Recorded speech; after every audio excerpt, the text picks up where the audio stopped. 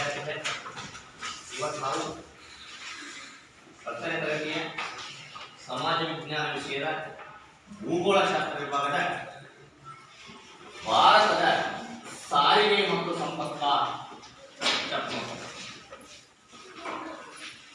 ಇಲ್ಲಿ ಎಕ್ಸಾಮ್ ಅಲ್ಲಿ ಸಾರಿಗೆ ಎಂದರೇನು ಅಂತ ಕೇಳಬಹುದು, ಇಲ್ಲ ಸಂಪರ್ಕ ಎಂದರೇನು ಅಂತ ಕೇಳಬಹುದು. ಅಂದ್ರೆ ಮೊದಲು ಸಾರಿಗೆ ಅರ್ಥ ನೋಡ್ಕೋಬೇಕು. ಸಾರಿಗೆ ಅಂದ್ರೆ ಜನರನ್ನ, ಪ್ರಾಣಿಗಳನ್ನ ಮತ್ತು ಸರಕುಗಳನ್ನು ಒಂದು ಸ್ಥಳದಿಂದ ಮತ್ತೊಂದು ಸ್ಥಳಕ್ಕೆ ಸಾಗಿಸುವ ಪ್ರಕ್ರಿಯೆಯನ್ನ ನಾವು ಸಾರಿಗೆ ಅಂತ ಕರೀತೇವೆ. ಸಂಖ್ಯೆನ ಅರ್ಥ ಮಾಡ್ಕೊಳ್ರಿ. ಜನರನ್ನ, ಪ್ರಾಣಿಗಳನ್ನ ಮತ್ತು ಸರಕುಗಳನ್ನ ಒಂದು ಪ್ರದೇಶದಿಂದ ಮತ್ತೊಂದು ಪ್ರದೇಶಕ್ಕೆ ಸಾಗಿಸುವ ಪ್ರಕ್ರಿಯೆಯನ್ನ ಸಾರಿಗೆ ಅಂತ ಕರೀತಾ ಹೋಗ್ತೀವಿ. ಇದು ಸಾರಿಗೆ ಅಷ್ಟೇ. ಸಂಪರ್ಕ ಅಂದ್ರೆ ಸುದ್ದಿ ಮತ್ತು ಸಮಾಚಾರಗಳನ್ನ ಒಂದು ಪ್ರದೇಶದಿಂದ ಮತ್ತೊಂದು ಪ್ರದೇಶಕ್ಕೆ ಸಾಗಿಸುವ ಪ್ರಕ್ರಿಯೆಯನ್ನ ಸಂಪರ್ಕ ಅಂತ ಕರೀತಾ ಹೋಗ್ತೀವಿ. ನೋಡಕ್ ಒಂದೇ ರೀತಿ ಕಾಣಿಸುತ್ತೆ ಸಾರಿಗೆ ಸಂಪರ್ಕ, ಪದ ಒಂದೇ ರೀತಿ ಕಾಣಿಸುತ್ತೆ ಸಾರಿಗೆ ಸಂಪರ್ಕ. ಎರಡೂ ಸಾಗಿಸ್ತವೆ, ಸಾರಿಗೆನೂ ಸಾಗಿಸುತ್ತೆ, ಸಂಪರ್ಕನೂ ಸಾಗಿಸುತ್ತೆ. ಆದ್ರೆ ಸಾಗಿಸ್ತಕ್ಕಂಥ ವಿಷಯಗಳು ಬೇರೆ ಬೇರೆ ಆಗಿರ್ತವೆ. ಅದೇ ಸಾರಿಗೆ ಜನರನ್ನ, ಪ್ರಾಣಿಗಳನ್ನ ಮತ್ತು ಸರಕುಗಳನ್ನ ಸಾಗಿಸಿದ್ರೆ ಸಂಪರ್ಕ ಸುದ್ದಿ ಮತ್ತು ಸಮಾಚಾರಗಳನ್ನ ಸಾಗಿಸ್ತಾ ಹೋಗುತ್ತೆ. ಹಂಗಾಗಿ ಎಕ್ಸಾಮ್ ಅಲ್ಲಿ ಸಾರಿಗೆ ಅಂತ ಕೇಳಿದನೋ ಸಂಪರ್ಕ ಅಂತ ಕೇಳಿದನೋ ಈಗ ನೋಡ್ಕೋಬೇಕು. ಆದ್ರೆ ಇಲ್ಲಿ ಅರ್ಥ ಗೊತ್ತಾಯ್ತು, ಸಾರಿಗೆ ಅಂದ್ರೆ ಏನು, ಸಂಪರ್ಕ ಅಂದ್ರೆ ಏನು ಅಂತ ಗೊತ್ತಾಯ್ತು. ಈ ಸಾರಿಗೆ ಮತ್ತು ಸಂಪರ್ಕದ ಪ್ರಾಮುಖ್ಯತೆಯನ್ನು ತಿಳಿಸಿ ಅಂತ ಕೇಳ್ತಿರ್ತಾರೆ. ಸಾರಿಗೆ ಮತ್ತು ಸಂಪರ್ಕದ ಪ್ರಾಮುಖ್ಯತೆಯನ್ನು ತಿಳಿಸಿ ಅಂತ ಕೇಳ್ತಾ ಇರ್ತಾರೆ. ಅಂದ್ರೆ ಸಾರಿಗೆಯಿಂದ ಆಗ್ತಕ್ಕಂಥ ಅನುಕೂಲಗಳೇನು, ಸಂಪರ್ಕದಿಂದ ಆಗ್ತಕ್ಕಂಥ ಅನುಕೂಲಗಳೇನು ಅವುದನ್ನ ಚೆನ್ನಾಗಿ ನೋಡ್ತೀವಿ. ಸಾರಿಗೆಯಿಂದ ಆಗ್ತಕ್ಕಂಥ ಅನುಕೂಲಗಳನ್ನ ನಾವು ನೋಡೋದಾದ್ರೆ, ಸಾರಿಗೆಯಿಂದ ಏನು ಉದ್ಯೋಗಗಳನ್ನು ನಾವು 3 ವರ್ಗದ ಉದ್ಯೋಗಗಳು ಅಂತ ಮಾಡಿದೆವು. ಪ್ರಾಥಮಿಕ ವರ್ಗದ ಉದ್ಯೋಗ, ದ್ವಿತೀಯ ವರ್ಗದ ಉದ್ಯೋಗ, ತೃತೀಯ ವರ್ಗದ ಉದ್ಯೋಗ. ಈ 3 ವರ್ಗದ ಉದ್ಯೋಗಗಳ ಅಭಿವೃದ್ಧಿ ಯಾವುದನ್ನು ಅವಲಂಬಿಸಿರುತ್ತೆ, ಈ ಸಾರಿಗೆ ಮತ್ತು ಸಂಪರ್ಕವನ್ನು ಅವಲಂಬಿಸಿರುತ್ತೆ. ಪ್ರಾಥಮಿಕ ವರ್ಗದ ಉದ್ಯೋಗ ಯಾವುದು, ಕೃಷಿ. ದ್ವಿತೀಯ ವರ್ಗದ ಉದ್ಯೋಗ ಯಾವುದು, ಕೈಗಾರಿಕೆ. ತೃತೀಯ ವರ್ಗದ ಉದ್ಯೋಗ ಯಾವುದು, ಸಾರಿಗೆ ಸಂಪರ್ಕ, ಆರೋಗ್ಯ, ಶಿಕ್ಷಣ, ಬ್ಯಾಂಕು, ಇವು ಸಮಾಜ ಸೇವೆ ಮಾಡ್ತಕ್ಕಂಥ ಇವುಗಳ ಅಭಿವೃದ್ಧಿ ಯಾವುದನ್ನು ಅವಲಂಬಿಸಿರುತ್ತೆ, ಸಾರಿಗೆ ಮತ್ತು ಸಂಪರ್ಕವನ್ನು ಅವಲಂಬಿಸಿರುತ್ತೆ. ಅಂದ್ರೆ ಕೃಷಿ ಅಭಿವೃದ್ಧಿ ಆಗ್ಬೇಕು ಅಂತಂದ್ರೆ ಸಾರಿಗೆ ಸಂಪರ್ಕ ಬೇಕು, ಗಣಿಗಾರಿಕೆ ಅಭಿವೃದ್ಧಿ ಆಗ್ಬೇಕು ಅಂದ್ರೆ ಸಾರಿಗೆ ಸಂಪರ್ಕ ಬೇಕು, ಕೈಗಾರಿಕೆ ಅಭಿವೃದ್ಧಿ ಆಗ್ಬೇಕು ಅಂದ್ರೆ ಸಾರಿಗೆ ಸಂಪರ್ಕ ಬೇಕು.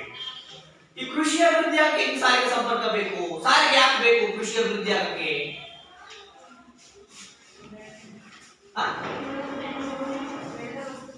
ಬೆಳೆದಿರ್ತಕ್ಕಂಥ ಪದಾರ್ಥಗಳನ್ನ ಒಂದು ಸ್ಥಳದಿಂದ ಮಾರುಕಟ್ಟೆಗೆ ಸಾಗಿಸಬೇಕಾಗಿರುತ್ತೆ. ಬಿತ್ತನೆ ಬೀಜವನ್ನ, ರಸಗೊಬ್ಬರಗಳನ್ನ ಮಾರುಕಟ್ಟೆಗಳಿಂದ ನಿಮ್ಮ ಹೊಲಗಳಿಗೆ ಸಾಗಿಸಬೇಕಾಗಿರುತ್ತೆ. ಸಾರಿಗೆ ಸಂಪರ್ಕ ಬೇಕು. ಕೈಗಾರಿಕೆಗೆ ಯಾಕೆ ಬೇಕು ಸಾರಿಗೆ ಸಂಪರ್ಕ? ಕೈಗಾರಿಕೆಗೆ ಸಾರಿಗೆ ಅವಶ್ಯಕತೆ ಯಾಕೆ?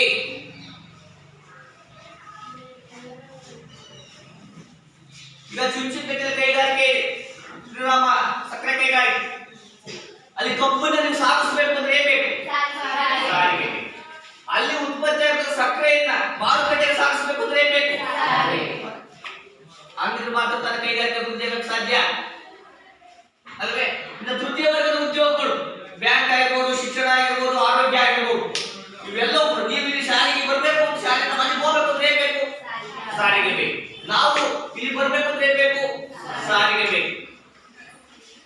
ಹೀಗೆ ಈ ಸಾರಿಗೆಯಲ್ಲಿ ಮೂರೂ ರಂಗಗಳು ಕೂಡ ಅಭಿವೃದ್ಧಿ ಆಗ್ತಾ ಹೋಗ್ತವೆ ಅಂತಕ್ಕಂಥದ್ದು. ಪ್ರಾಥಮಿಕ ವರ್ಗದ ಉದ್ಯೋಗ, ದ್ವಿತೀಯ ವರ್ಗದ ಉದ್ಯೋಗ ಮತ್ತು ತೃತೀಯ ವರ್ಗದ ಉದ್ಯೋಗಗಳು ಅಭಿವೃದ್ಧಿ ಆಗ್ತಾ ಹೋಗ್ತವೆ. ಜೊತೆಗೆ ಮಾರುಕಟ್ಟೆಗಳು ಕೂಡ ಅಭಿವೃದ್ಧಿ ಆಗ್ತವೆ. ಒಂದು ಮಾರುಕಟ್ಟೆ ಅಭಿವೃದ್ಧಿ ಯಾವುದನ್ನು ಅವಲಂಬಿಸಿರುತ್ತೆ? ಸಾರಿಗೆಯನ್ನು ಅವಲಂಬಿಸಿರುತ್ತೆ. ಯಾಕೆ? ಮಾರುಕಟ್ಟೆ ಸರಿಯಾದ ಒಂದು ರಸ್ತೆಯಲ್ಲಿ ಇದ್ರೆ ಎಲ್ಲ ವೆಹಿಕಲ್ಗಳು ಅಲ್ಲಿ ಹೋಗ್ತವೆ, ಮಾರುಕಟ್ಟೆ ಅಭಿವೃದ್ಧಿ ಆಗುತ್ತೆ. ಯಾವುದೋ ಒಂದು ಮೂಲೆಗೆ ಎಲ್ಲೋ ಗುಡ್ಡಗಾಡುಗಳಲ್ಲಿ ಮಾರುಕಟ್ಟೆ ಇದ್ರೆ, ಕಾಡುಗಳಿಗೆಲ್ಲ ಒಂದು ಮಾರುಕಟ್ಟೆ ಇದ್ರೆ ಆ ಮಾರುಕಟ್ಟೆ ಅಭಿವೃದ್ಧಿ ಆಗುತ್ತಾ? ಆಗಲ್ಲ. ಯಾಕಾಗಲ್ಲ? ಅಲ್ಲಿ ಸರಿಯಾದ ಸಾರಿಗೆ ವ್ಯವಸ್ಥೆ ಇರಲ್ಲ. ಅಂದ್ರೆ ಒಂದು ಮಾರುಕಟ್ಟೆ ಅಭಿವೃದ್ಧಿನೂ ಕೂಡ ಯಾವುದು ಅವಲಂಬಿಸಿರುತ್ತೆ? ಸಾರಿಗೆಯನ್ನ ಅವಲಂಬಿಸಿರುತ್ತೆ. ಜೊತೆಗೆ ಸಾರಿಗೆ ಅನುಕೂಲಗಳು ಇನ್ನೊಂದು ಯಾವಪ್ಪ ಅಂದ್ರೆ ನಮ್ಮ ದೇಶೀಯ ಮತ್ತು ವಿದೇಶಿ ವ್ಯಾಪಾರದ ಅಭಿವೃದ್ಧಿ ಆಗ್ತಾ ಹೋಗುತ್ತೆ. ದೇಶದ ಒಳಗಡೆ ನಾವು ವ್ಯಾಪಾರ ಮಾಡಬೇಕು ಅಂದ್ರೆ ಸಾರಿಗೆ ಸಂಪರ್ಕ ಬೇಕು. ದೇಶದಿಂದ ಮತ್ತೊಂದು ದೇಶಕ್ಕೆ ನಾವು ಹೊಗೆ ಸೊಪ್ಪು ಕಳಿಸ್ತಾ ಇದ್ದೇವೆ ಅನ್ನೋದಕ್ಕೆ ಸಾರಿಗೆ ಬೇಕು. ಹಾಗಾಗಿ ಸಾರಿಗೆ ಮತ್ತು ಸಂಪರ್ಕದಿಂದ ದೇಶೀಯ ಅಭಿವೃದ್ಧಿ ಆಗ್ತಾ ಹೋಗುತ್ತೆ, ವ್ಯಾಪಾರಗಳು ಅಭಿವೃದ್ಧಿ ಆಗ್ತಾ ಹೋಗ್ತವೆ. ಅದ್ರ ಜೊತೆಗೆ ಉದ್ಯೋಗ ಅವಕಾಶಗಳು ಹೆಚ್ಚಳ ಆಗ್ತವೆ. ಸಾರಿಗೆ ಇದ್ರೆ ಏನಾಗುತ್ತೆ? ಉದ್ಯೋಗ ಅವಕಾಶಗಳ ಹೆಚ್ಚಳ. ನೆಕ್ಸ್ಟ್ ಪಾಯಿಂಟ್, ಹೆಂಗ್ ಉದ್ಯೋಗ ಅವಕಾಶ ಹೆಚ್ಚಾಗ್ತವೆ ಸಾರಿಗೆಯಿಂದ?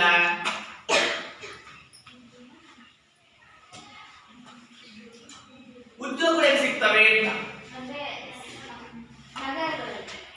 ಹಳ್ಳಿಗಳಲ್ಲಿ ಆಗಲಿ ಸಾರಿಗೆಯಿಂದ ಹೆಂಗ್ ಉದ್ಯೋಗಗಳು ಸಿಗ್ತವೆ? ಈಗ ಒಂದು ವೆಹಿಕಲ್ ತಂದರೆ ಅಂದ್ರೆ ಅದು ಇಬ್ಬರಿಗೆ ಅಪಾಯಿಂಟ್ ಕೊಡ್ತಾ ಕೊಡೋದು, ಒಬ್ರು ಡ್ರೈವರ್ ಆಗ್ತಾರೆ, ಒಬ್ರು ಕ್ಲೀನರ್ ಆಗ್ತಾರೆ, ಅವ್ರಿಗೆ ಉದ್ಯೋಗ ಸಿಗುತ್ತೆ. ಅವರು ಮಾರುಕಟ್ಟೆ ಸಾಗಿಸ್ತಾರಲ್ಲ, ಹಮಾಲಿಗಳು ಕಾಯ್ತಾ ಇರ್ತಾರೆ ಮೂಟೆ ಎತ್ತಾಕಕ್ಕೆ, ಅವ್ರಿಗೆ ಉದ್ಯೋಗ ಸಿಗುತ್ತೆ. ಮಾರುಕಟ್ಟೆಯಲ್ಲಿ ಹಮಾಲಿಗಳ ಕೆಲಸ ಸಿಗುತ್ತೆ, ಉದ್ಯೋಗಗಳ ಸೃಷ್ಟಿ.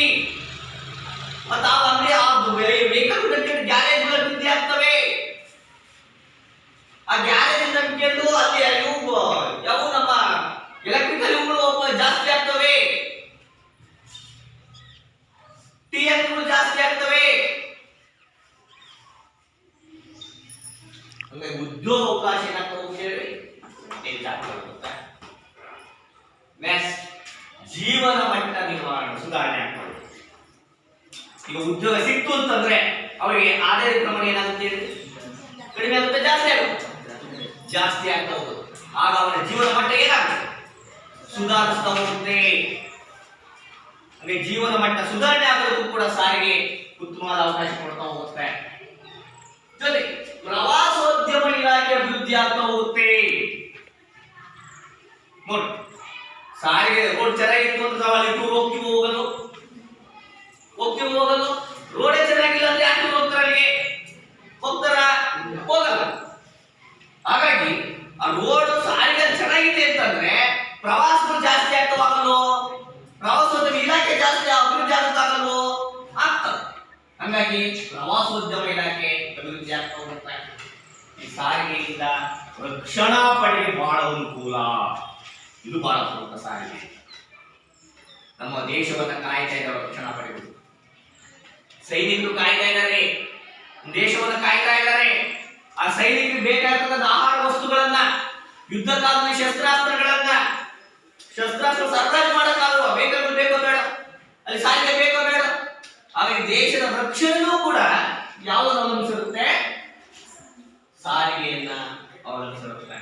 ಹಾಗಾಗಿ ದೇಶ ಒಂದು ಪ್ರಾಣಿ ಹೋಲಿಸಿಕೊಂಡ್ರೆ ಪ್ರಾಣಿಗಳಿರ್ತಕ್ಕಂಥ ನರನಾಡಿಗಳು ಏನಿದ್ದಂಗೆ ಸಾರಿಗೆ ಸಂಪರ್ಕ ಇದೆ.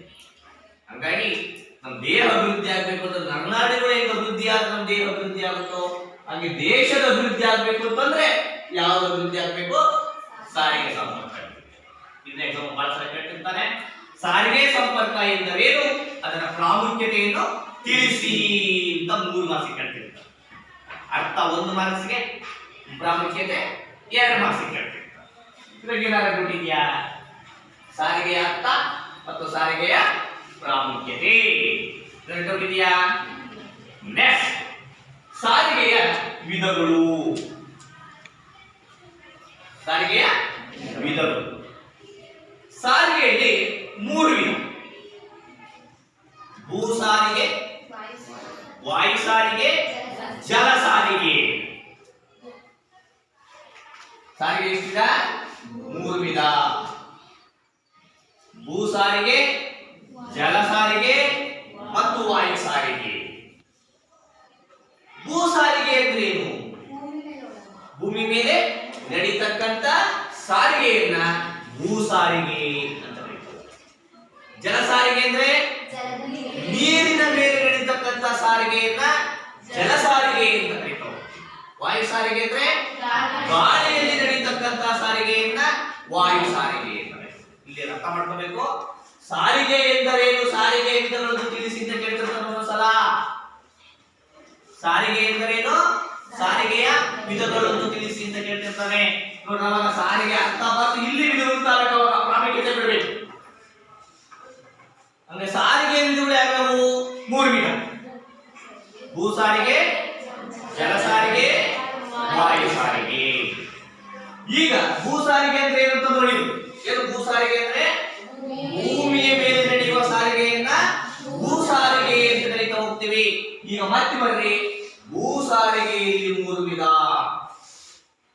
ನೋಡಿ. ಸಾರಿಗೆ ವಿಧ ಅಲ್ಲ, ಈಗ ಭೂ ಸಾರಿಗೆ ವಿಧ. ಕನ್ಫ್ಯೂಸ್ ಮಾಡ್ಕೋಬಾರ್ದು. ಕ್ವಶನ್ ಕ್ಲೀನ್ ಅರ್ಥ ಮಾಡ್ಕೋಬೇಕು. ಸಾರಿಗೆ ವಿಧಗಳು ಕೇಳಿದನು, ಭೂ ಸಾರಿಗೆ ವಿಧಗಳು ಕೇಳಿದನು, ಜಲ ಸಾರಿಗೆ ವಿಧಗಳು ಕೇಳಿದನು, ವಾಯು ಸಾರಿಗೆ ವಿಧಗಳು ಕೇಳಿದನು. ಬರೀ ವಿಧ ಅಷ್ಟು ನೋಡಬಾರ್ದು, ಹಿಂಗಡೆ ಏನೈತೆ ನೋಡ್ಬೇಕು. ಈಗ ನಾವು ಮಾತಾಡ್ತಾ ಇರೋದು ಯಾವುದು? ಭೂ ಸಾರಿಗೆ. ಭೂ ಸಾರಿಗೆ ವಿಧಗಳನ್ನ ನೋಡ್ಬೇಕಾಗಿರುತ್ತೆ. ಯಾರು ರೆಡಿ? ಭೂ ಸಾರಿಗೆ ಎಷ್ಟು? 3 ವಿಧ. ಒಂದು ರಸ್ತೆ ಸಾರಿಗೆ, ರೈಲು ಸಾರಿಗೆ, ಕೊಳವೆ ಮಾರ್ಗ. ಇದನ್ನ ಅರ್ಥ ಮಾಡ್ಕೊಂಡ್ರೆ ಇದು ಯಾವ ವಿಧಗಳು? ಭೂ ಸಾರಿಗೆ ವಿಧಗಳು. ಸಾರಿಗೆ ವಿಧಗಳಲ್ಲ, ಭೂ ಸಾರಿಗೆಯ ವಿಧಗಳು. ಒಂದು ರಸ್ತೆ ಸಾರಿಗೆ, ರೈಲು ಸಾರಿಗೆ, ಕೊಳವೆ ಮಾರ್ಗ. ಇಲ್ಲಿ ಅದೇ ರೀತಿ ಜಲ ಸಾರಿಗೆಯಲ್ಲಿ 2 ವಿಧ. ಆಮೇಲೆ ಹೇಳ್ತಾ ಹೋಗೋಣ. ಜಲ ಸಾರಿಗೆ 2 ವಿಧ: ಒಳನಾಡಿನ ಜಲ ಸಾರಿಗೆ, ಸಾಗರ ಜಲ ಸಾರಿಗೆ. ಒಳನಾಡಿನ ಜಲ ಸಾರಿಗೆ, ಸಾಗರ ಜಲ ಸಾರಿಗೆ. ಅದೇ ರೀತಿ ವಾಯು ಸಾರಿಗೆಯಲ್ಲೂ 2 ವಿಧ: ರಾಷ್ಟ್ರೀಯ ವಾಯು ಸಾರಿಗೆ, ಅಂತಾರಾಷ್ಟ್ರೀಯ ವಾಯು ಸಾರಿಗೆ. ಕ್ಲೀನ್ ಮಾಡ್ಕೊಳ್ಬೇಕು. ಎಕ್ಸಾಮ್ಗೆ ವಿಧಗಳು ಅಂದ ತಕ್ಷಣ ಕ್ಲೀನ್ ಮಾಡ್ಕೋಬೇಕು. ಸಾರಿಗೆ ವಿಧಗಳೇ ಬೇರೆ, ಭೂ ಸಾರಿಗೆ ವಿಧಗಳೇ ಬೇರೆ, ಜಲ ಸಾರಿಗೆ ವಿಧಗಳೇ ಬೇರೆ, ವಾಯು ಸಾರಿಗೆ ವಿಧಗಳೇ ಬೇರೆ. ಅರ್ಥ ಹೇಳ್ತಾ ಇರೋದು. ಹಂಗಾಗಿ ಫಸ್ಟ್ ಈಗ ನಾವು ಭೂ ಸಾರಿಗೆ ವಿಧಗಳು ನೋಡ್ತಾ ಹೋಗೋಣ. ಅದರಲ್ಲಿ ಭೂ ಸಾರಿಗೆ ಎಷ್ಟು ವಿಧ? 3 ವಿಧ. ಒಂದು ರಸ್ತೆ ಸಾರಿಗೆ, ರೈಲು ಸಾರಿಗೆ ಮತ್ತು ಕೊಳವೆ ಮಾರ್ಗ. ಮತ್ತೆ ಇವರ ವಿಧಗಳು ಬರ್ತವೆ. ರಸ್ತೆ ಸಾರಿಗೆ ವಿಧಗಳು, ರೈಲು ಸಾರಿಗೆ ವಿಧಗಳು ಅಂತ ಮತ್ತೆ ಬರ್ತಾವ. ಅದು ಮುಂದೆ ನೋಡೋಣ. ಈಗ ಮೊದಲು ಯಾವ ನೋಡ್ತಾ ಹೋಗೋಣ? ರಸ್ತೆ ಸಾರಿಗೆ ನೋಡ್ತಾ ಹೋಗೋಣ. ಈ ರಸ್ತೆ ಸಾರಿಗೆಯ ಪ್ರಾಮುಖ್ಯತೆಯನ್ನು ತಿಳಿಸಿ ಅಂತ ನಿಮಗೆ ಜಾಸ್ತಿ ಕೇಳ್ತಿರ್ತಾರೆ. ನೋಡ್ರಿ, ಈ ಸಾರಿಗೆ ನೀವು ಎಲ್ಲವೂ ಇರೋ. ಜಲ ಸಾರಿಗೆ ಐತೆ, ವಾಯು ಸಾರಿಗೆ ಐತಿ, ರೈಲು ಸಾರಿಗೆ ಐತಿ, ಕೊಳವೆ ಮಾರ್ಗ ಐತಿ. ಇವೆಲ್ಲಾ ಸಾರಿಗೆಗಳು ಯಾವ್ದು ಅವಲಂಬಿಸಿರ್ತಾವಪ್ಪ ಅಂದ್ರೆ ರಸ್ತೆ ಸಾರಿಗೆ ಅವಲಂಬಿಸಿರ್ತಾವ. ಮನೆ ಮನೆಗೂ ಸಂಪರ್ಕವನ್ನ ಕಲ್ಪಿಸತಕ್ಕಂತ ಸಾರಿಗೆ ಐತೆ ಅಂದ್ರೆ ಯಾವ ಸಾರಿಗೆಪ್ಪ ಅಂದ್ರೆ ರಸ್ತೆ ಸಾರಿಗೆ. ಹೌದಾ ಇಲ್ಲ? ಹೌದಾ ಇಲ್ಲ? ಇವಾಗ ನೀವು ಹೆಲಿಕಾಪ್ಟರ್ ಹೋಗ್ತಾ ಇರ್ಬೋದು, ವಾಯು ಸಾರಿಗೆ ಹೋಗ್ತಾ ಇರ್ಬೋದು. ಆದ್ರೆ ಇಲ್ಲಿ ಇದು ಎಲ್ಲಿಂದ ಸ್ಟಾರ್ಟ್ ಆಗುತ್ತೆ? ವಿಮಾನ ನಿಲ್ದಾಣದಿಂದ ಸ್ಟಾರ್ಟ್ ಆಗುತ್ತೆ. ಹಾಗಾಗಿ ವಿಮಾನ ನಿಲ್ದಾಣ ಕಳಿಸೋದು ಯಾವುದು? ರಸ್ತೆ. ಇಲ್ಲಿ ಬಂದರುಗಳು ಜಲ ಸಾರಿಗೆ. ನೀವು ವಸ್ತು ರಫ್ತು ಮಾಡ್ತೀರಿ, ಅದು ಕರಾವಳಿ ಬೋರ್ ಮೇಲೆ ಅಡ್ಡಿ ತುಂಬ್ತೀರಿ. ಕರಾವಳಿ ತನಕ ತಾಂಡೋದು ಯಾವುದು? ಹೌದಲ್ರಿ? ಹಾಗಾಗಿ ಸಾರಿಗೆಗಳಲ್ಲಿ ಎಲ್ಲಾ ಸಾರಿಗೆಗಳ ಅಭಿವೃದ್ಧಿ ಯಾವುದು ಗಮನಿಸಿರುತ್ತೆ? ರಸ್ತೆ ಸಾರಿಗೆ ಗಮನಿಸಿರುತ್ತೆ. ಹಂಗಾಗಿ ಮನೆ ಮನೆಗೂ ಸಂಪರ್ಕವನ್ನ ಕಲ್ಪಿಸಿಕೊಡ್ತಕ್ಕಂತ ಏಕೈಕ ಮಾರ್ಗ ಐತಿ ಅಂದ್ರೆ ಅದು ಯಾವಪ್ಪ ಅಂದ್ರೆ ರಸ್ತೆ ಮಾರ್ಗ. ಹೌದಾ? ಇಲ್ಲಿ ನಿಮ್ಮ ಮನೆ ಬಾಗಿಲು ತನಕನೂ ರಸ್ತೆ. ಈಗ ಸಿಮೆಂಟ್ ಕಾಂಕ್ರೀಟ್ ರಸ್ತೆಗಳು ಬಂದ ಮೇಲೆ ಅಂತೂ ನಿಮ್ಮ ಮನೆ ಬಾಗಿಲಿಗೆ ರೋಡ್. ಹೌದಾ? ಇಲ್ಲಿ ಒಳಚರಂಡಿ ವ್ಯವಸ್ಥೆ ಮಾಡಿ ರೋಡ್ ಮಾಡಿ ಬಿಟ್ಬಿಟ್ಟು ಬಾಗಿಲು ಇಟ್ಬಿಟ್ಟು ಕಾಲಲ್ಲಿ ಇಟ್ಬಿಡ್ತೀರಿ, ರೋಡ್ಗೆ ಖಾಲಿ ಇಟ್ಬಿಡ್ತೀರಿ. ಅಂದ್ರೆ ನಿಮ್ ಸಾರಿಗೆ ಸ್ಟಾರ್ಟ್ ಆಗೋದು ಎಲ್ಲಿಂದ? ರಸ್ತೆ ಸಾರಿಗೆಯಿಂದ ನಿಮ್ಮ ಸಾರಿಗೆ ಸ್ಟಾರ್ಟ್ ಆಗ್ತಾ ಹೋಗುದು. ಹಂಗ ಮನೆ ಮನೆಗೂ ಸಾರಿಗೆ ಸಂಪರ್ಕವನ್ನ ಕಲ್ಪಿಸಿಕೊಡ್ತಕ್ಕಂಥ ಸಾರಿಗೆ ಅಂದ್ರೆ ಯಾವ್ದಾಗಿರುತ್ತೆ? ರಸ್ತೆ ಸಾರಿಗೆ. ಆಮೇಲೆ ಈ ನೋಡಿ, ಈ ರೈಲು ಸಾರಿಗೆಯನ್ನ ಹಾಕಬೇಕು ಅಥವಾ ಪಡವೆ ಮಾರ್ಗ ಮಾಡಬೇಕು, ಇವೆಲ್ಲ ಮಾಡಬೇಕು ಅಂತಂದ್ರೆ ಅರಣ್ಯ ಪ್ರದೇಶಗಳಲ್ಲಿ ಮಾಡಕ್ಕಾಗಲ್ಲ. ಆಗುತ್ತಾ? ಗುಡ್ಡಗಾಡು ಪ್ರದೇಶದಲ್ಲಿ ಮಾರ್ಗ ಮಾಡಕ್ಕಾಗತ್ತಾ? ಇಲ್ಲ. ಎಲ್ಲಾ ಪ್ರದೇಶಗಳಲ್ಲೂ ಹಾಕ್ಬೋದು ಅಂತಿರ್ತಕ್ಕಂಥ ಮಾರ್ಗ ಐತೆ ಅನ್ನೋದು ಯಾವ್ದಪ್ಪ ಅಂದ್ರೆ ರಸ್ತೆ ಮಾರ್ಗ. ಕಾಡೊಳಗೂ ರಸ್ತೆ ಮಾಡ್ಬೋದು. ಕಾಡೊಳಗೆ ಇರತಕ್ಕಂಥ ಬಹಳ ಕಷ್ಟ. ಗುಡ್ಡಗಾಡು ಪ್ರದೇಶದಲ್ಲಿ ರೈಲ್ವೆ ಟ್ರ್ಯಾಕ್ ಹಾಕೋದು ಕಷ್ಟ. ವಿಮಾನ ನಿಲ್ದಾಣ ಮಾಡೋದು ಇನ್ನೂ ಕಷ್ಟ. ರಸ್ತೆ ಮಾರ್ಗ ಆಗಿದ್ರೆ ಸುಲಭ ಮಾಡ್ಕೊಂಡು ಅಲ್ವೇಂದ್ರ? ಹಂಗಾಗಿ ಎಲ್ಲಾ ಸಾರಿಗೆಗಳಿಗಿಂತ ಎಲ್ಲಾ ಸ್ಥಳಗಳಲ್ಲೂ ಕೂಡ ಮಾಡ್ತಾ ಸಾರಿಗೆ ಇರ್ತಕ್ಕಂಥ ಸಾರಿಗೆ ಯಾವಪ್ಪ ಅಂತಂದ್ರೆ ರಸ್ತೆ ಸಾರಿಗೆ ಆಗಿರುತ್ತೆ. ಆಮೇಲೆ ಮತ್ತೆ ಹೇಳಿದಂಗೆ ರೈಲ್ವೆ ನಿಲ್ದಾಣಗಳಿಗೆ, ಬಂದರುಗಳಿಗೆ, ಇವೆಲ್ಲಕ್ಕೂ ಸಂಪರ್ಕವನ್ನ, ವಿಮಾನ ನಿಲ್ದಾಣಗಳಿಗೆ ಸಂಪರ್ಕವನ್ನ ಕಲ್ಪಿಸಿಕೊಡ್ತಕ್ಕಂಥದ್ದು ಯಾವಪ್ಪ ಅಂತಂದ್ರೆ ರಸ್ತೆ ಮಾರ್ಗ ಆಗಿರುತ್ತೆ ಅಂತ. ಅದ್ರ ಜೊತೆಗೆ ರಸ್ತೆ ಮಾರ್ಗದಿಂದ ವ್ಯಾಪಾರದ ಅಭಿವೃದ್ಧಿ ಆಗ್ತಾ ಹೋಗುತ್ತೆ. ಆಗ್ತಾಗಲ್ಲೋ? ರಸ್ತೆ ಮಾರ್ಗದ ಮೂಲಕ ತಾನೇ ಜಾಸ್ತಿ ಸಾಕಂತ ವ್ಯಾಪಾರ ಮಾಡೋದು. ಹೌದೇನೋ? ಈಗ ಬೀದಿ ಬದಿ ವ್ಯಾಪಾರ ಅಂತಲೇ ಬಂದ್ಬಿಡ್ತಾವ, ರೋಡ್ ದರದ ವ್ಯಾಪಾರ ಅಂತಲೇ ಬಂದ್ಬಿಡ್ತಾವ, ಕಡೆಯ ರೋಡ್ ಬದಿ ವ್ಯಾಪಾರಿಗಳು ಅಂತ. ಹೌದೇನು? ಈಗ ವೆಹಿಕಲ್ ಅನೌನ್ಸ್ ಮಾಡ್ಬಿಟ್ಟಾರೆ, ರೋಡಿಗೆ ಹೋಗ್ತಿರ್ತಾರೆ, ಮಾರುಕಟ್ಟೆಗೆ ಹೋಗ್ತಿರ್ತಾರೆ. ಮಾರ್ಕೆಟೇ ಎಲ್ಲ ವೆಹಿಕಲ್ ತುಂಬಿಕೊಂಡು ತರಕಾರಿ ಬಂದು ಕುತ್ಕೊಂಡು ಮಾರೋದು. ಈಗ ಏನಿಲ್ಲ, ಒಂದು ಬ್ಯಾರೆ ತುಂಬಿಕೊಂಡು ಅನೌನ್ಸ್ ಮಾಡ್ಕೊಂಡು ರೋಡಿಗೆ ಹೋಗ್ತಾರೆ, ನಿಮ್ಮ ಮನೆ ಬಾಗಿಲಿಗೆ ಹೋಗ್ತಾರೆ. ಹೌದೇನು?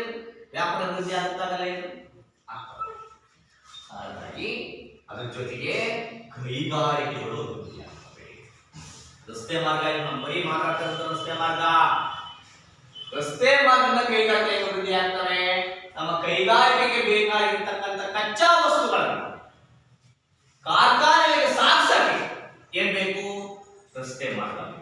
ಲಾರಿ ತುಂಬ ಕಳಿಸ್ತಿದ್ದಾರೆ, ನಾವು ಚಿಕ್ಕ ಕಡೆ ಕೊಬ್ಬ ಅಲ್ಲಿಗೆ ರೈಲು ಹೋಗುತ್ತಾ? ಇಲ್ಲ. ಹಂಗಾಗಿ ರಸ್ತೆ ಮಾರ್ಗದ ಕೈಗಾರಿಕೆಗಳಿಗೆ ಬೇಕಾಗಿರ್ತಕ್ಕಂಥ ಕಚ್ಚಾ ವಸ್ತುಗಳನ್ನ ಇಲ್ಲಿ ಸಾಗಿಸುತ್ತೆ.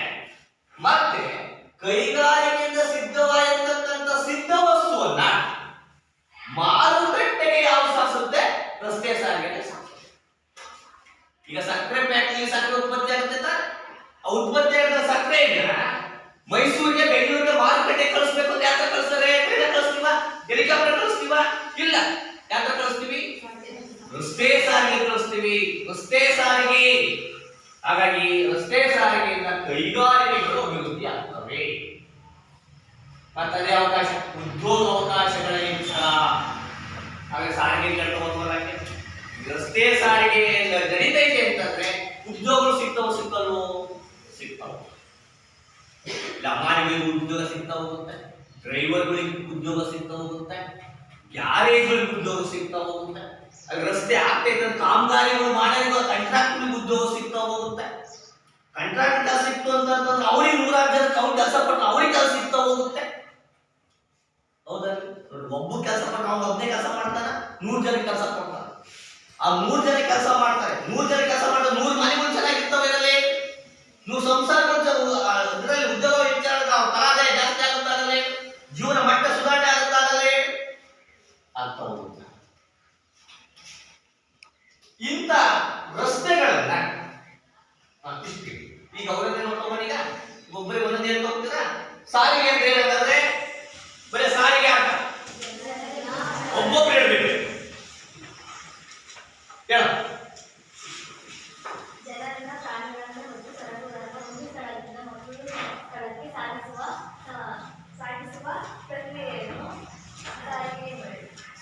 ಅಂದ್ರೆ ಜನರನ್ನ, ಪ್ರಾಣಿಗಳನ್ನ ಮತ್ತು ಸರಕುಗಳನ್ನ ಒಂದು ಸ್ಥಳದಿಂದ ಮತ್ತೊಂದು ಸ್ಥಳಕ್ಕೆ ಸಾಗಿಸುವ ಪ್ರಕ್ರಿಯೆಯನ್ನು ನಾವೇನಂತ ಕರಿತೀವಿ? ಸಾರಿಗೆ ಅಂತ ಕರಿತೀವಿ. ಸಂಪರ್ಕ ಅಂದ್ರೆ ಅರ್ಥ ಅಷ್ಟೇ ಹೇಳ.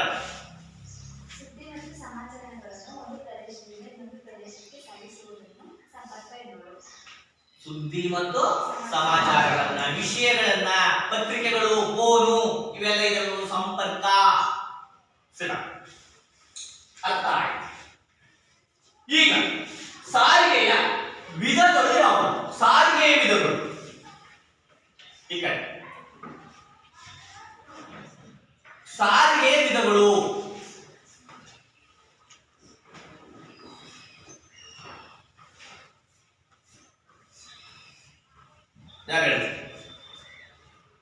ಈ ಕಡೆ ಸಾರಿಗೆಯ ವಿಧಗಳು. ಸಾರಿಗೆಯ ವಿಧಗಳು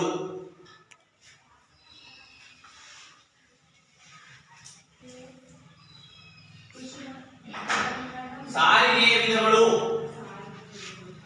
ಮನೆ ಮನೆಗೆ ಸಂಪರ್ಕವನ್ನು ಕಲ್ಪಿಸುತ್ತದೆ. ಕೃಷಿ ಮತ್ತು ರಸಗೊಬ್ಬರಗಳನ್ನು ತೃತೀಯರಿಂದ ಸಾರಿಗೆಯ ವಿಧಗಳು ಭೂ ಸಾರಿಗೆ, ಜಲ ಸಾರಿಗೆ ಮತ್ತು ವಾಯು ಸಾರಿಗೆ. ಹಿಂಗಾಗುತ್ತೆ ಪರೀಕ್ಷೆಗೆ. ಒಂದು ಕ್ವಶನ್ ಅರ್ಥ ಮಾಡಿಕೊಳ್ತೀವಿ, ಉತ್ತರ ಎಲ್ಲವೂ ಗೊತ್ತಿರ್ತವೆ. ನಾವು ಒಂದು ಪ್ರಶ್ನೆ ಕೇಳಿದ್ರೆ ನೀವು ಇನ್ನೊಂದು ಉತ್ತರ ಬರೋದ್ರೆ ಮಾರ್ಕ್ಸ್ ಹೋಗ್ತವೆ. ಅದಕ್ಕೆ ಹೇಳ್ತಿರೋದು ಅದು ಫಸ್ಟ್ ನೀವೇನು ಅರ್ಥ ಮಾಡ್ಕೋಬೇಕು? ಕ್ವಶನ್ ಫಸ್ಟ್ ಅರ್ಥ ಮಾಡ್ಕೊಳ್ರಿ. ಪ್ರಾಮುಖ್ಯತೆ ಎಲ್ಲ ನಾನು ಕೇಳಿದ್ದು ವಿಧ ವಿಧ ಈ ತಪ್ಪು ಎಕ್ಸಾಮ್ ಆಗಬಾರ್ದು. ಆಯ್ತಾ? ಸಾರಿಗೆ ಎಷ್ಟು ವಿಧ? 3 ವಿಧ. ಯಾವ್ಯಾವು? ಭೂ ಸಾರಿಗೆ, ಜಲ ಸಾರಿಗೆ, ವಾಯು ಸಾರಿಗೆ. ಭೂ ಸಾರಿಗೆ ಅಂದ್ರೇನು? ಒಬ್ರು ಹೇಳ್ಬೇಕು. ಭೂಮಿಯ ಮೇಲೆ ನಡೆಯುವ ಸಾರಿಗೆಯನ್ನ ಭೂ ಸಾರಿಗೆ ಅಂತ ಕರೀತಾರೆ. ನೆಕ್ಸ್ಟ್ ಎರಡನೇದು ಜಲ ಸಾರಿಗೆ. ಜಲ ಸಾರಿಗೆ ಅಂದ್ರೇನು?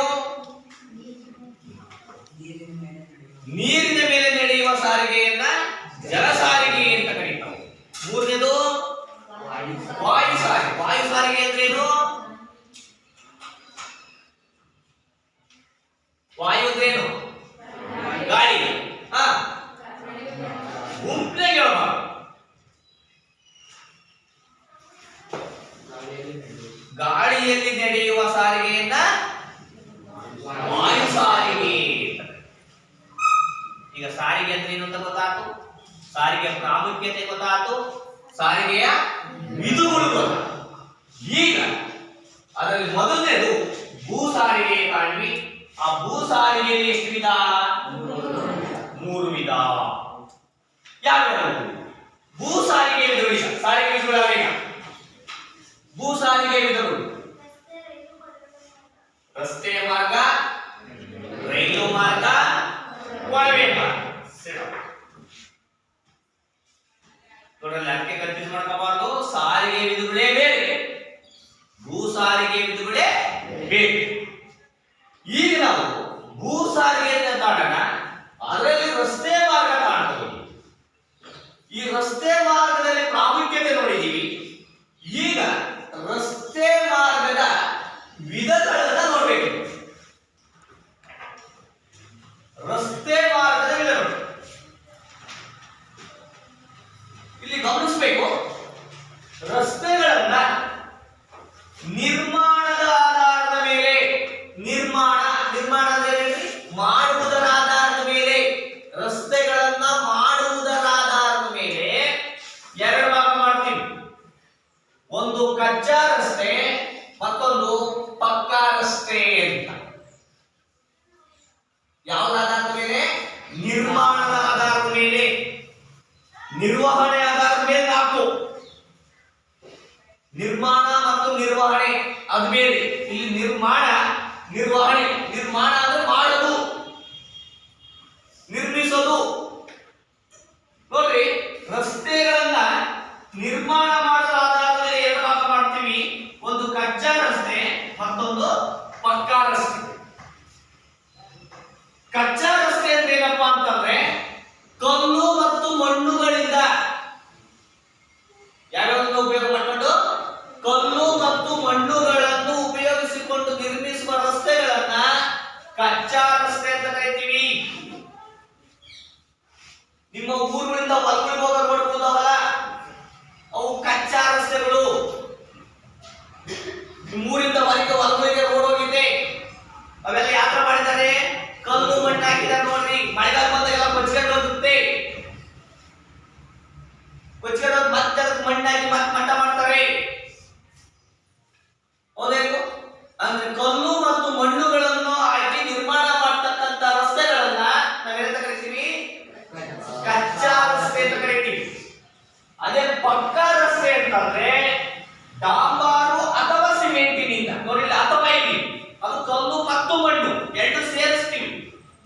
ಆದ್ರೆ ಪಕ್ಕಾ ರಸ್ತೆಯಲ್ಲಿ ಡಾಂಬಾರಿಂದ ನಿರ್ಮಾಣ ಮಾಡ್ತೀವಿ, ಇಲ್ಲ ಸಿಮೆಂಟ್ನಿಂದ ನಿರ್ಮಾಣ ಮಾಡ್ತೀವಿ. ಅರ್ಥಕ್ಕಾಗ್ತದ್ದು? ಅಂದ್ರೆ ಡಾಂಬಾರು ಅಥವಾ ಸಿಮೆಂಟಿನಿಂದ ನಿರ್ಮಿಸಿರ್ತಕ್ಕಂಥ ರಸ್ತೆಗಳನ್ನ ನಾವೇನಂತ ಕರೀತಾ ಹೋಗ್ತೀವಿ? ಪಕ್ಕಾ ರಸ್ತೆ ಅಂತ ಕರೀತಾ ಹೋಗ್ತೀವಿ. ಅಂದ್ರೆ ಯಾವ ಆಧಾರದ ಮೇಲೆ? ಇದು ನಿರ್ಮಾಣದ ಆಧಾರದ ಮೇಲೆ ನಾವು ರಸ್ತೆಗಳನ್ನ ಎರಡು ಭಾಗ ಮಾಡ್ತಾ ಹೋಗ್ತಿದೀವಿ. ಒಂದು ಕಚ್ಚಾ ರಸ್ತೆ, ಮತ್ತೊಂದು ಪಕ್ಕಾ ರಸ್ತೆ. ಕಚ್ಚಾ ರಸ್ತೆಯನ್ನ ಕಲ್ಲು ಮತ್ತು ಮಣ್ಣಿನ ಮತ್ತು ಇಲ್ಲಿ ಮತ್ತು ಕಲ್ಲು ಮತ್ತು ಮಣ್ಣು. ಅದೇ ಪಕ್ಕಾ ರಸ್ತೆಯನ್ನ ಡಾಂಬಾರು ಅಥವಾ ಸಿಮೆಂಟು, ಡಾಂಬಾರು ಅಥವಾ ಸಿಮೆಂಟ್ನಿಂದ ನಿರ್ಮಿಸಿರ್ತಕ್ಕಂಥ ರಸ್ತೆಯನ್ನ ಪಕ್ಕಾ ರಸ್ತೆ ಅಂತ ಕರೀತಾ ಹೋಗ್ತೀವಿ. ಇದು ಯಾವ ಆಧಾರದ ಮೇಲೆ? ನಿರ್ಮಾಣದ ಆಧಾರದ ಮೇಲೆ, ನಿರ್ಮಾಣ ಮಾಡುವುದರ ಆಧಾರದ ಮೇಲೆ. ಅದೇ ನಿರ್ವಹಣೆಯ ಆಧಾರದ ಮೇಲೆ, ನಿರ್ವಹಣೆ ನೋಡಿಕೊಳ್ಳೋರ ಆಧಾರದ ಮೇಲೆ, ಯಾರ್ಯಾರು ಅದನ್ನ ನಿರ್ವಹಿಸ್ತಾರೆ.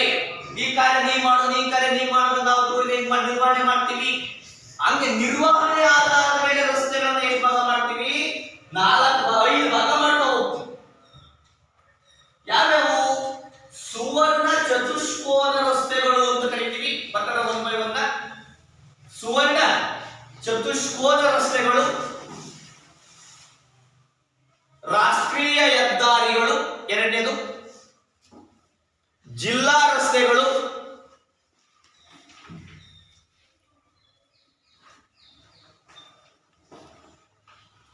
ಜಿಲ್ಲಾ ರಸ್ತೆಗಳು, ರಾಜ್ಯ ಹೆದ್ದಾರಿಗಳು, ಜಿಲ್ಲಾ ರಸ್ತೆಗಳು, ಕೊನೆಯದು ಗ್ರಾಮೀಣ ರಸ್ತೆಗಳು. 5 ಭಾಗ. ಯಾವ್ದಾದ ಮೇಲೆ? ನಿರ್ವಹಣೆ ಆಧಾರದ ಮೇಲೆ ರಸ್ತೆಗಳು 5 ಭಾಗ ಮಾಡ್ತಾ ಹೋಗ್ತೀವಿ. ಸುವರ್ಣ ಚತುಷ್ಕೋನ ರಸ್ತೆಗಳು, ರಾಷ್ಟ್ರೀಯ ಹೆದ್ದಾರಿಗಳು, ರಾಜ್ಯ ಹೆದ್ದಾರಿಗಳು, ಜಿಲ್ಲಾ ರಸ್ತೆಗಳು ಮತ್ತು ಗ್ರಾಮೀಣ ರಸ್ತೆಗಳು ಅಂತ. ಇಲ್ಲಿ ಸುವರ್ಣ ಚತುಷ್ಕೋನ ರಸ್ತೆಗಳನ್ನ 1999ರಲ್ಲಿ ಕೇಂದ್ರ ಸರ್ಕಾರ ಇದನ್ನ ಜಾರಿಗೊಳಿಸ್ತಾ ಹೋಗುತ್ತೆ.